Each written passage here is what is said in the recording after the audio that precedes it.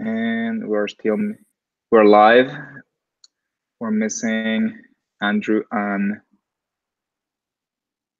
Trey that I will invite once again.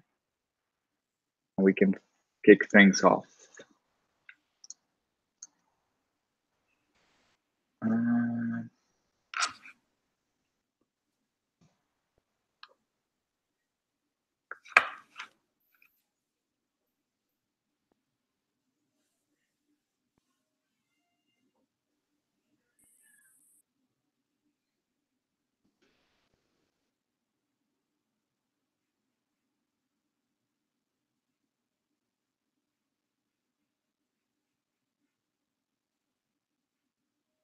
All right, I think we can get started. I'm gonna share the link in our Slack channel once again.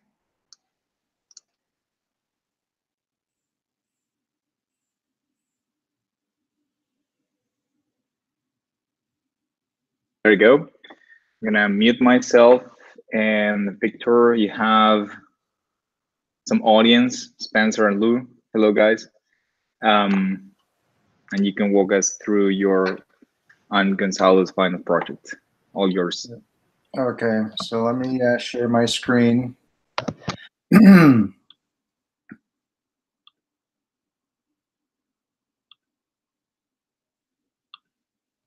Okay. Do you see the rmotr notebooks there?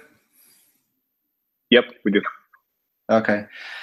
So basically, I'm working with Gonzalo in this project, and we chose the project just to start with something fairly fresh, new, something that we hadn't looked at before. And what it was, initially, we wanted to predict the stock value of banks in the United States. And we were going to use data from the Federal Deposit Insurance Corporation to make that happen. And one of the first challenges that we ran across was, collecting the stock values for all of the banks in the data set. And once we kind of started running up against some roadblocks, just in the interest of time, we decided to switch gears, and instead we were going to predict the bank's ROE using the data set. So what we did was we grabbed the data from the FDIC using their API. And initially, we were trying different things to grab the data. And first of all, so the first part of the presentation here is how did we acquire the data? We started using reading CSV files from the FDIC, and that's what you are seeing here. And we also started, they have a JSON version of the data as well, and we grabbed that, both to, see which one we were going to use and, to flex our skills on Python and pandas. And next, we started scraping some data off of some tables on the FDIC's website. And just for fun, we kind of, dumped that data into a SQLite database and did some analysis there. But then another challenge we ran up against is that the FDIC's API would only let us grab 1,000 rows at a time. And that proved to be a little challenging. Then we ended up finding out that they had the data in some CSV files, and we had to merge 3 CSV files to come up with our original data set, and that's what you're seeing here. And we dumped that, we merged the files and dumped it into a CSV file, and that's how we got the process started. And basically that's how we acquired the data. Next, we move on to cleaning the data. Once we started looking at the data, we had a lot of missing information, and we started basically figuring out what the data was looking like, what data was missing, and started cleaning the data. And that's what you see here. Looking at null values, which column had null values, and removing those nulls. Lots of analysis around the nulls here. One of the more interesting things we did here, we were looking at different ways of determining which null values we're going to remove. But then, we had this population of banks. Their assets ranged, there was a wide range between the assets. We decided to divide them between small, medium, and large banks so that we could replace some of the null values with the mean. And we had to use the mean for the different segments, otherwise the data wouldn't be representative. And we had about 130 columns with a bunch of missing data, and this piece of code here basically allowed us to iterate through each column, look at what values were missing, and then based on whether it was a small, medium, or large bank, we would then replace the null value with the mean for that segment only. So it's a pretty cool piece of code that we had here.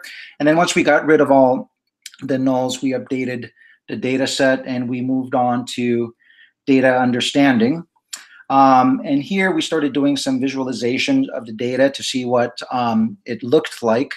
And one of the first things that we did was to see what type of highly correlated variables we had or features we had.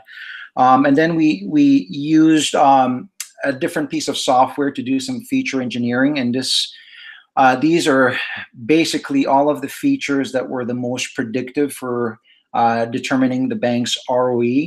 So we started working with these features exclusively. We created a data set with only those features. We looked at the correlation again. We started normalizing the features. We had a lot of outliers, and we went through and started removing the outliers, basically just keeping the values within 3 standard deviations of the mean.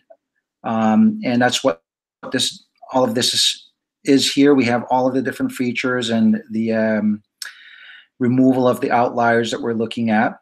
And once we were done with that, we did a bit more work on the visualization piece. We went through and removed some of the highly correlated features, and this is what the heat map looks like. So we see the correction for that. And once we had that done, we moved on to actually starting to build the predictive model.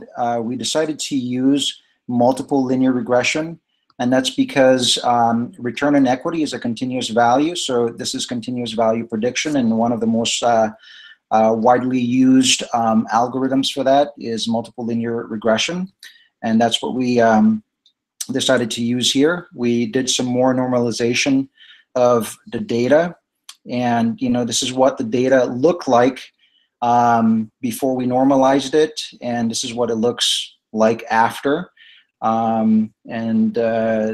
This is some graphs of each feature that we were using. This is the target variable, return on equity. Some more visualization that we did. This is basically a correlation map, and it basically gave us enough information that we could move forward. Then we divided the data set into a training set and a test set, and here's where we start training the model. We got the coefficients for the multiple linear regression equation. We did some plotting of the coefficients, and this is what the outcome looked like. So basically, this is return on equity for the test set plotted against the predicted set. So it looks pretty nice and clean. And this is just basically a printout of the predicted versus test set of values. And here we have the outcome. We've got 96.7% score here on our multiple linear regression. And this is the extent of the work that we did with the model. What we're going to continue doing is trying to figure out if the model works on other data sets. We're going to be grabbing more data from the FDIC and seeing how well the model works against a data set that it hasn't seen before. And that pretty much wraps up our project.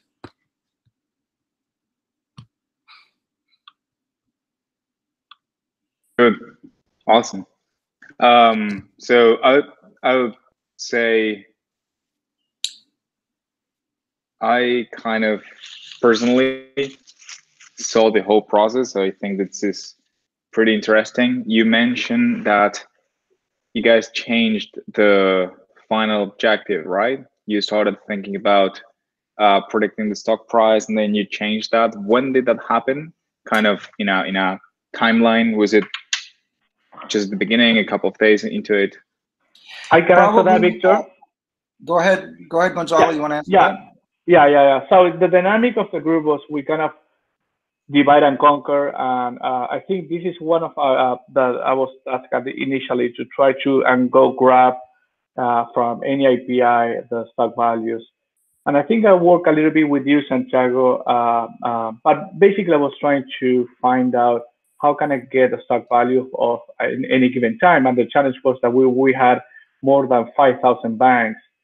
So as soon as possible, I realized that Yahoo Finance was predicated, as well as Google. It was really hard to find a solid API to grab the data. That's where I work. I think we spent like 2 or 3 days looking at Alpha Vantage, and it was timing out. It wasn't allowed us to grab, fundamental data for our 5,000 banks. That's where we realized it was going to be really, really challenged to get the data out of that. Make sense? Yeah. So it was kind of a combination of understanding, like you had an idea at the beginning, and then given the data that you could access, then you guys changed your mind, right? Right. Good. Yeah, so that's pretty common. And what are the next steps now after this? So basically, we're going to be pulling more data from the FDIC. I mean, the good thing is that we've got like 50 years worth of data, so we can, start looking at the model, seeing how it performs in a new data set, and learning how to fine tune it as well. And we're going to be partnering up on some additional projects and continue to hone our skills. So this pretty much walked us through, the entire process from figuring out how to acquire the data, how to clean it, what story the data is telling you, and how to prepare the data for the algorithm, and then choosing which algorithm you're going to use, and evaluating the algorithm. So there's going to be much more work on, turning the knobs, figuring out how to make the algorithm work. And that's it. Yeah, good, awesome. I think you guys did a great job. You had probably one of the most difficult tasks, which involves cleaning a ton of data. I think that the strategies you have designed, like, for example, splitting your data into these different groups or categories, like and assigning, backfilling the values with their mean, was pretty smart. And yeah, I think again, it's probably one of the most difficult tasks, which is cleaning it, acquiring it, etc. Anybody has any questions for Victor and Gonzalo? Lou?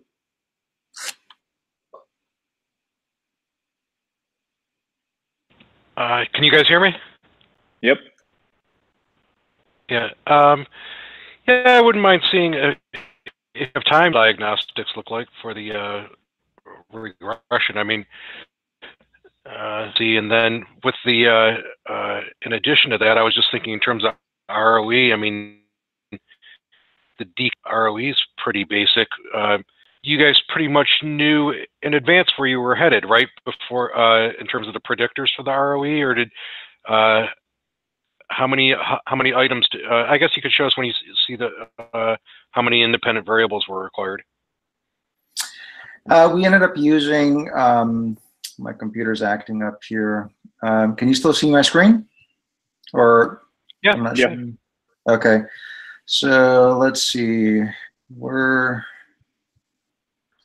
So we ended up using, I think there are 18 independent variables here. And we ran the data set through a piece of software called Statistica by Tibco. And that's where we did the feature engineering to figure out which of the 129 columns that we were looking at, which were going to be the most predictive, and we chose the top 18. And what was the Anastica? Can you repeat that? You're kind of breaking up. What was the nature of the analysis that you did in Statistica? Basically, they have one of the features of Statistica is called feature selection. So basically, you just run your data through it, and it analyzes it and gives you the top predictors.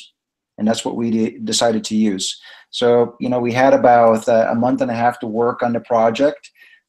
We initially, the first 2 weeks we were dealing with the roadblock of not being able to get the stock values for the data set and create a mergeable file. So we had to start speeding up through different parts of the project to meet the deadline. So we couldn't spend a lot of time, doing like analyzing each variable individually.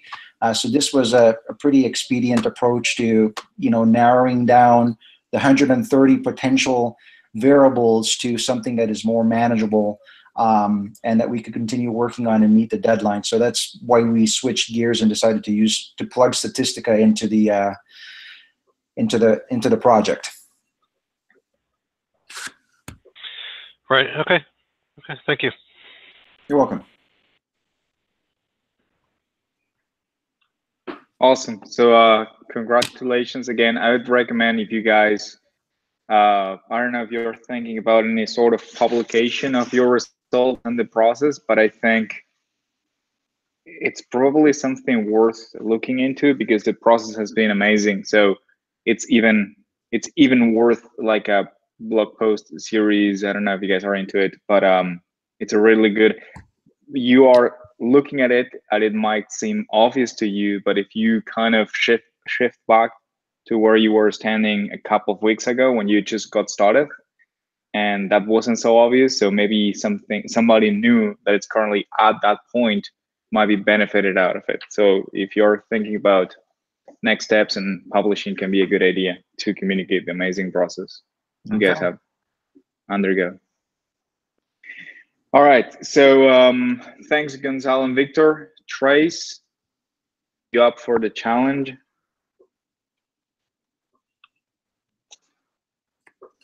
Can you hear us? Trace?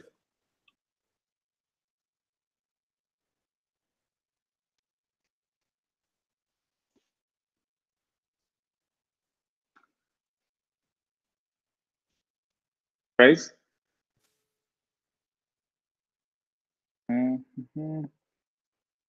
If you can hear us, you can use the chat.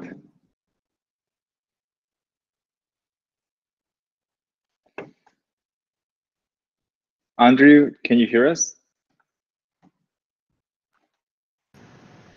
Yes, can you hear me? Yeah. Do you want to go next while I ping Trace to solve the audio issue? Sure. As you know, I'm not done, but I can definitely Perfect. show you what I have been doing. Yeah, definitely.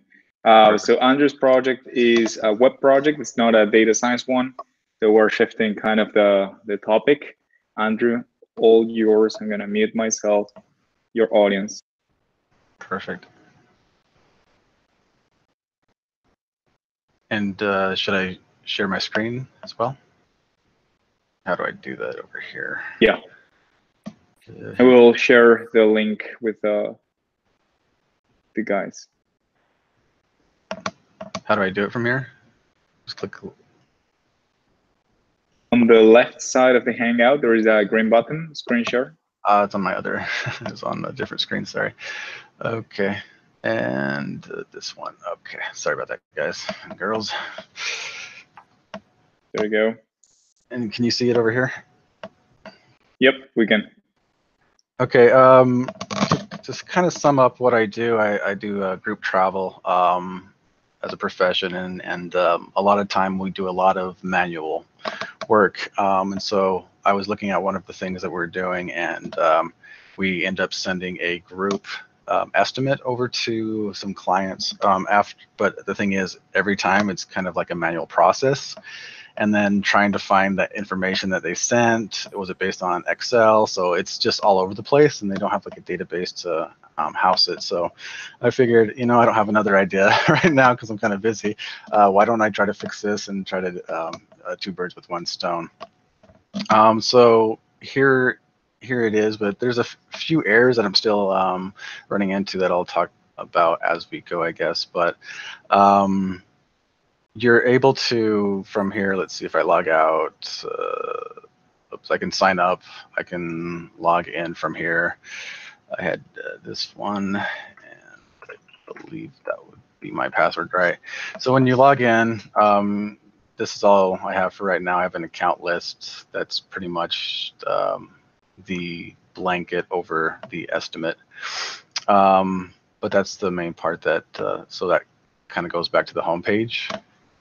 And from here, I wanted to make it so that you can have like a PDF, so they're able to come in here and make edits, or click on here and it should open up another page as PDF, and it has the information, as you can see here, the date. I'm still working on the other information, but what it will do is it'll put it all together in just one click instead of having you know, to do it in Word.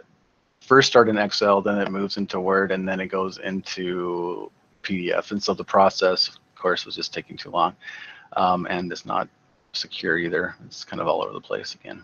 Then from there, you can add, and this is kind of where I'm running into the issue is, like, if I go ahead and I can just do this really quick, but if I just click on anything, you'll notice that this goes through fine, but when I get to, and then it says, you know, it has a message up here pop up, and then it goes to the next field, which is an error option, and then they fill out this, whatever the information, the rates or the fees, and this is supposed to be calculated on that PDF at the end. And as you can see, it just goes through the whole process. The part that it gets stuck on is add estimate form. This is a through form. So if I go into here, sorry, I'm scrolling down fast, it might make you dizzy. I have a through modal, and for some, and I know why it's doing it, I just don't know how to fix it yet, but apparently it's pretty easy to fix. But I run into an error every time I try to do this. I think I changed it to do a save. Yeah, I deleted that. So if I try to do it here, for example, it'll work, but it won't. And I'll show you what I mean. Status, destination, Texas.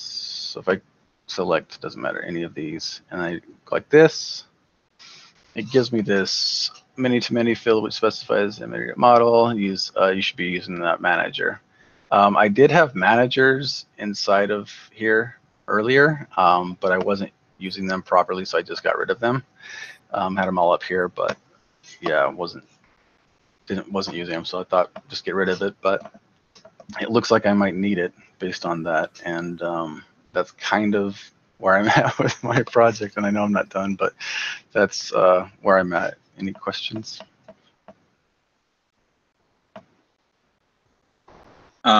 So I saw this project a couple of maybe 2 weeks ago, and I think you've made a great advance in terms of how it looks like and how those forms look like. Something that I didn't ask before, and I think it's a good opportunity now. Is there any reference software you have, something that it's currently working, some industry standard tool that you're using to kind of inspire your version? There is something in the industry that does something different. So like if you're trying to get a quote from a hotel, and you want to, get a send it to like 5 different hotels. There's different softwares out there, Eventry, Cvent, to name a few. And they're great at what they do, but when it comes down to how business is done within a company, sometimes just sending an RFP out to hotels and then creating an event for the hotel isn't enough. Sometimes there's more of a process that needs to be followed, like the RFP process before you even get to the RFP itself. So you have to get the estimate before the actual,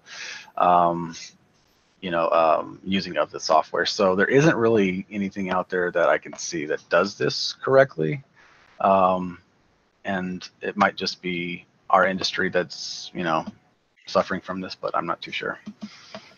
Yeah, good. So that's an extra challenge, I guess, when there isn't like inspiration. It's much easier to design something once you see the inspiration you can kind of steal from it.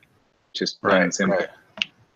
Right. You also have a ton of models. We have a couple of students here that are taking the Django course, Spencer, Sal. So any issues with models and Django, or any like super technical experience you can tell them? For me, it was, try to keep your forms and your models as flat as you can. Like really think, because my issue, I think, going in was I jumped in a little bit too quick. Because I do this every day, I just figured, I could just put this together. Even so, you have to sit down and map out every page and everything that you want to do first, and then start building to that, and flattening out the forms instead of having a lot of. I had like a subclass of subclass of sub, so it was getting very, very hairy. And if you can get away from that, it'll be a smoother ride. And I'm still still doing that with this through field, but it is quite difficult for me to understand what I'm doing wrong. So I'll get some advice from the teachers afterwards. But that's the only thing is I've read pretty much everything I could find online about how to use the through. And I've seen you're supposed to do M to M and then save it that way per the Django documentation. Yeah. And when I tried that, I think I did it here, as you can see. But when I did it this way, it says you can't assign anything until we assign until it assigns. You have to create first. Yeah. So that's where I'm at. I think I understand where the issue is, so we can help. But again, I think it's I'm not gonna say in a simple one, but it's something can be worked to pretty much finish the project as it is. Great. So congratulations. Anybody else have any questions for Andrew before wrapping it up? Okay. So Andrew, let's figure out that issue so you can also wrap it up, and maybe it's helpful for your work. Yes, that'd be great. I think it looks awesome, and finally publishing to Keurig. All right, so following up, Trace, do you want to try the sound? How's this? Can you hear me? I'm on. All right. I think we can hear you now. Trace? You can hear me? Yes? Yeah, we can. Yeah. Oh, Do okay. you want to share your screen? Excellent. All right. Okay.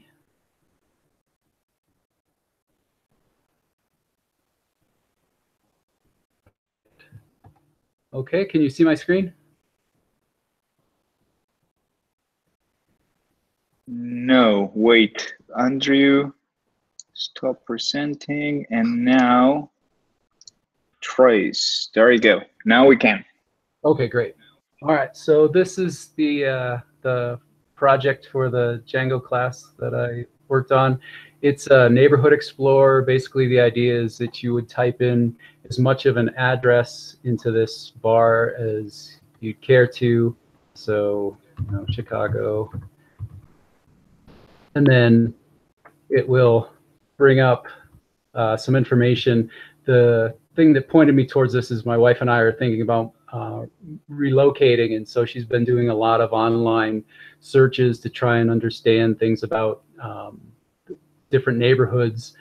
And so I thought it would make a nice project where I could do something limited in scope. And so the first thing I worked on was to pull some weather information. So I take the information in the search bar and pass that to a MapQuest geocoding API, and that gives me back a latitude and longitude. And then I use the dark sky API to pull some weather forecast information. And embedded in that, they have things like the basic icon that describes the weather and the current conditions. And then I pull out enough information to put together a little 3-day forecast, and then some icons that I found online, public domain, to build a little graphical description of what the weather looks like. And that was kind of the first thing I put into place. And the next thing I put into place was actually the main page, which has this top 5 search functionality. And so I wanted to get a bit of practice doing a little bit of everything, some of the front end stuff, some of the pulling data from APIs, but also building my own little back-end API and working with a data model. And so this actually has a very simple data model associated with it at the API endpoint. And so if you go there, it will return JSON that basically it's keeping track in a Postgres database how many times a certain city-state combination is searched, and it'll increment every time that's searched. And so the front end is actually pulling data from that API, kind of like a very simple microarchitecture or microservices approach. And so these are also clickable, and you can see the same sort of information for a particular location that shows up on that page. And then the next thing I put into place was a point of interest search. And so I've got some drop-down lists with, again, various things that you might be interested in if you were thinking about moving to a particular area. And so maybe restaurants, cafes, a certain search radius, and different ways of sorting the materials. And then I pull the top 10 or up to 10 relevant results that I also use a MapQuest endpoint. It's their place searches endpoint in this particular case, coupled with another endpoint of theirs, which is a static maps. And so that will take a search radius and search terms and give you back a certain number of matching hits in their database. And you can also sort it by distance.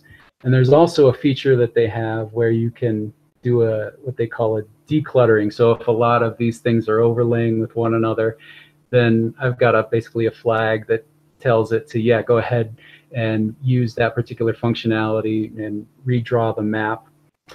This column over here on the right-hand side is also then taken, and I build basically a query string that I pass to Google Maps to get some additional information on these particular locations, like they have the ratings and so on. And so it's a mix between these two different resources, the MapQuest and the Google Maps. Originally, I had planned on doing everything with Google Maps, but they actually wanted, credit card information and so on to access their APIs, and I thought that was a little bit overkill. I didn't want to get involved with all that, and so I found MapQuest and found that they had different pieces that I could put together to do everything that I was hoping to do with this particular project. And there are, again, other simple pages here where just an about page and then links to my LinkedIn, GitHub, or Motor site, the place where I access all of these public domain icons. And so when I look at the list of questions that were given out as some guidance to this final project presentation, there was one, was the scope reasonable? I think so, except that I had put in some ideas about doing some optional demographic information as well. And so I didn't implement that. There wasn't enough time to do that in a way that I thought was really going to do a nice job and kind of fit with the overall scheme of the rest of the site. The milestones that I put out there were deployed to on time, though I didn't always get to do as much testing as I'd like to have done before putting it out there with whatever functionality I had put into place for that particular milestone.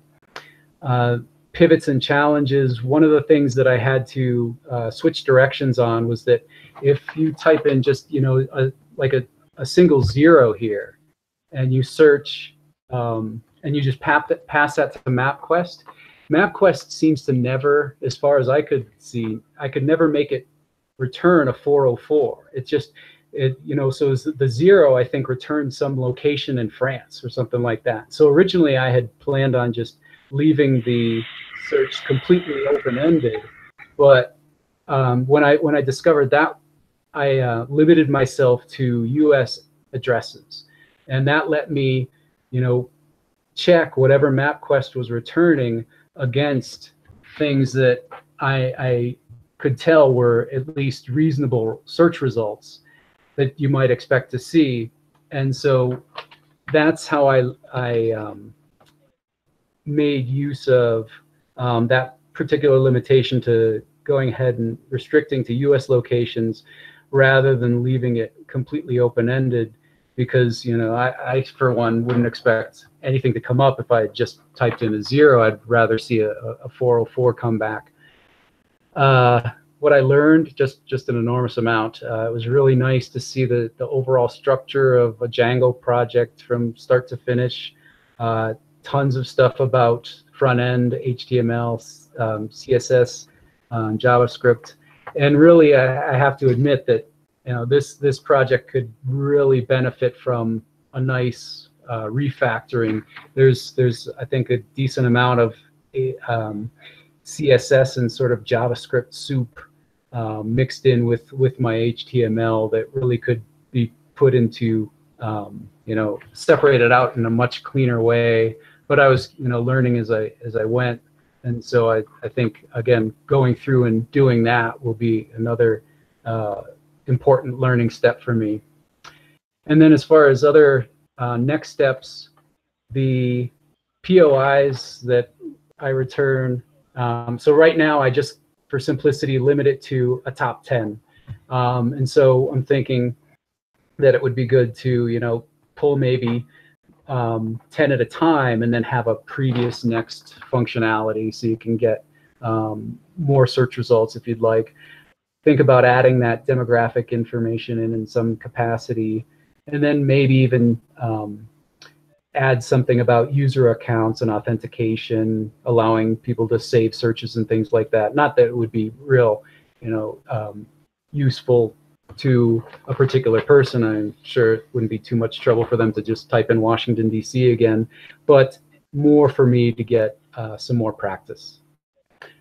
And I think that's pretty much all I had to say about the project. If there are any questions.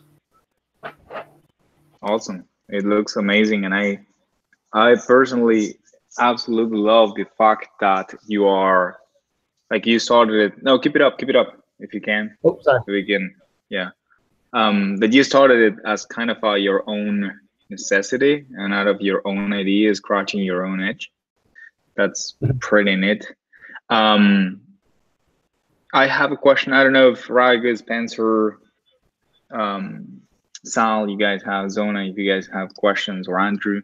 I'm mentioning the people related to Django here. What are models from your database, and what is that you're pulling from the API? From the outside world, it's kind of hard to differentiate those, which is fine. It's really good that it's hard for us to differentiate what is being pulled from the API and what is saved as a model. Right. Yeah. So pretty much everything is being pulled from additional APIs except for the information that is used on this front page here that tracks the top searches. So I have just a one table Postgres database that tracks every time a certain city-state combination is searched, it will basically increment a counter. And so then this front end will ping that database to see what are the current top 5 and list them in order. And then everything else is a different API. And so the About page lists all of those. So there's the MapQuest geocoding API, which I start with to get the Latin long for the particular location. Then I pass that Latin long to get some weather information and create the graphical display. Then I have the MapQuest place search API where I've got the drop-down list, and I've just chosen to have a certain fixed number of search terms that, again, I was interested in knowing about if I was exploring a particular neighborhood.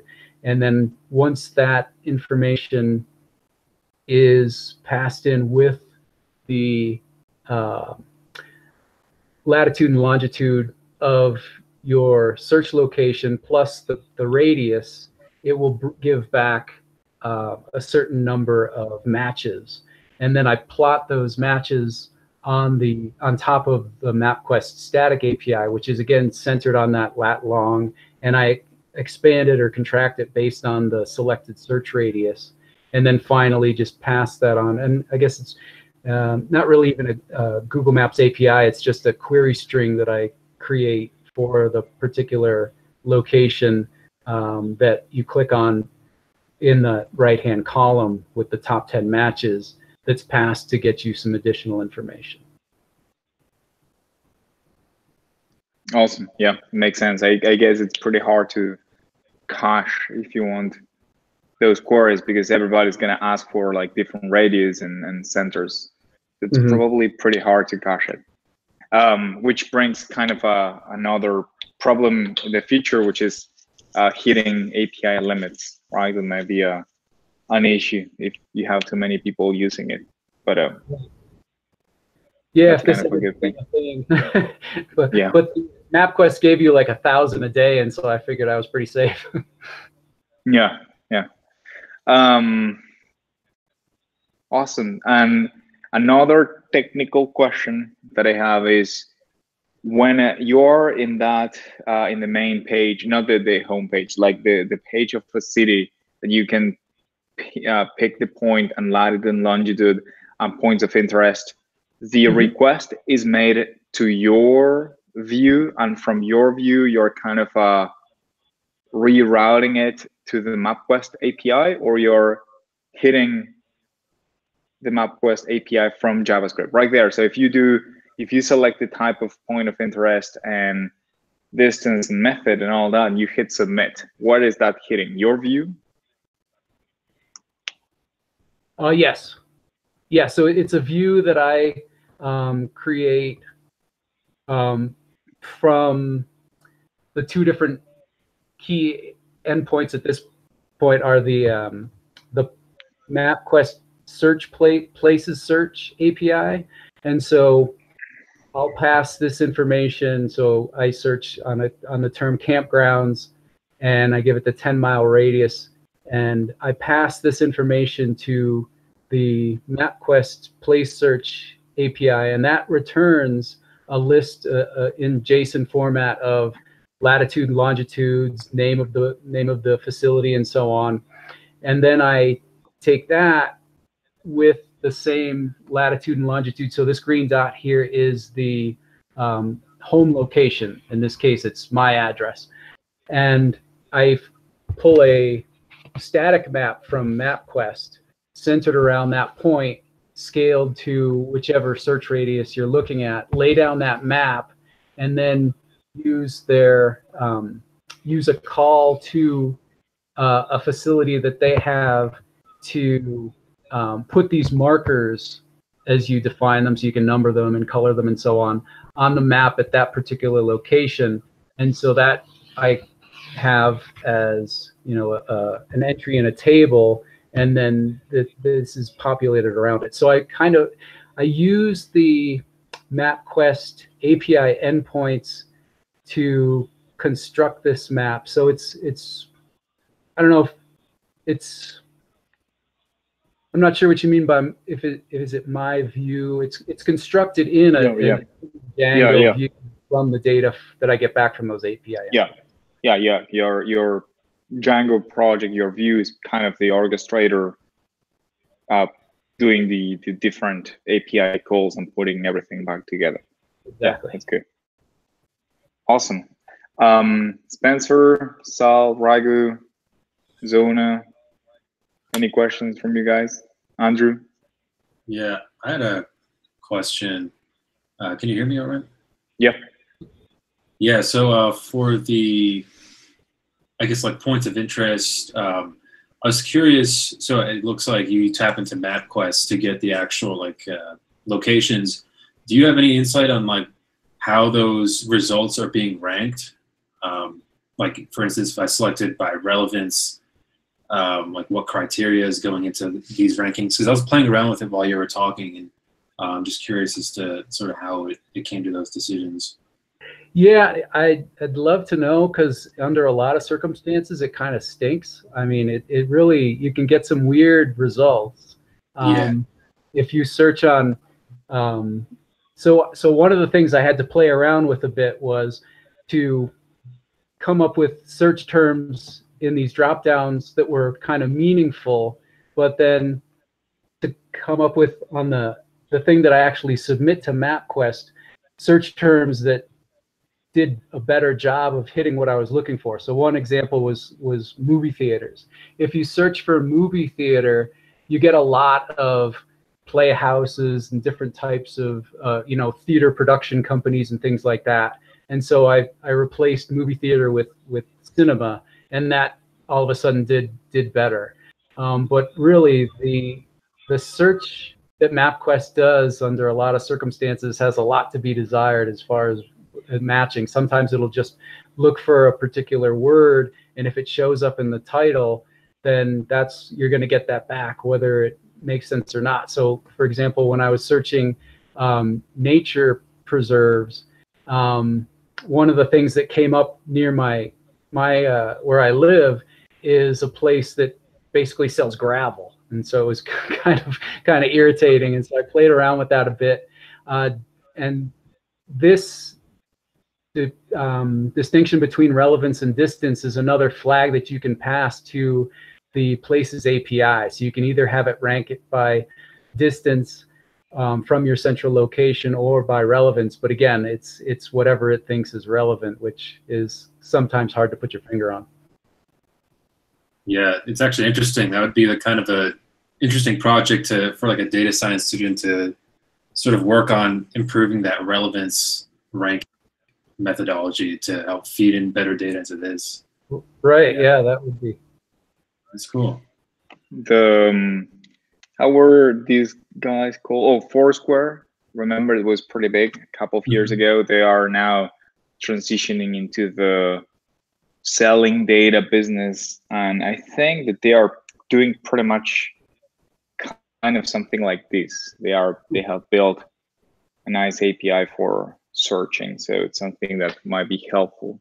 I don't know. I'm not 100% sure, Trey, so don't take my word into it. But I know they are switching into that regard. And also something that I've also seen that it's of course a little bit more limited is the Yelp API is pretty good. So like if you find yourself in the future extending this project, maybe you can use different APIs depending on what the user is looking for. So if the user is looking actually for that category of food and restaurants and cafes, you can maybe use a different API, sorry, which of course is a little bit more complicated, but like pulling data from different APIs instead of just one. Yeah, that would be good. Awesome. So congratulations. It looks amazing. All of these projects we've seen, I think, guys, you have done great work. I think from my standpoint, I think the most interesting thing is how you have kind of achieved the final, like the process, right? It's like the end product is of course good and interesting, but for us seeing it from outside, the process is the most valuable lesson. How both the data science one with all the difficulties you guys experience, and also the web dev ones with like all the reworks and rethinking of things. I think that's the most valuable one. So I think that's it. I don't know if anybody else has any questions or anything before we go.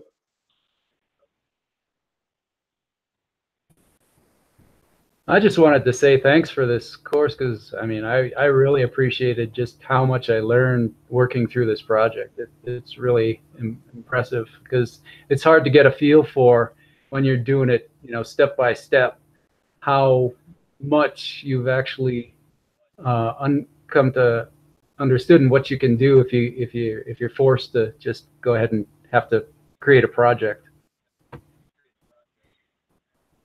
Awesome. Yeah, you more than welcome. And I think that the final, like the final sprint of the project wraps up all you guys have done in the 3-4 months of the course.